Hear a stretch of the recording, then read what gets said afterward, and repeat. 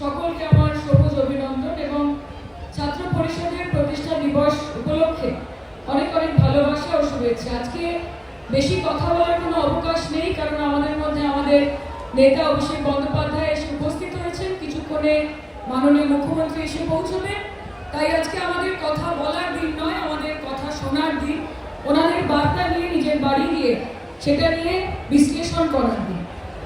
আমি আজকে এই মহাসমাবেশে শুধু এইটুকুই বলতে চাই যে 2021-এর যে নির্বাচন ছিল, সেই নির্বাচনে আমাদের লড়াই অত্যন্ত কঠিন ছিল, তাও আমরা সেখানে জয় করেছি। 2024-এও আমরা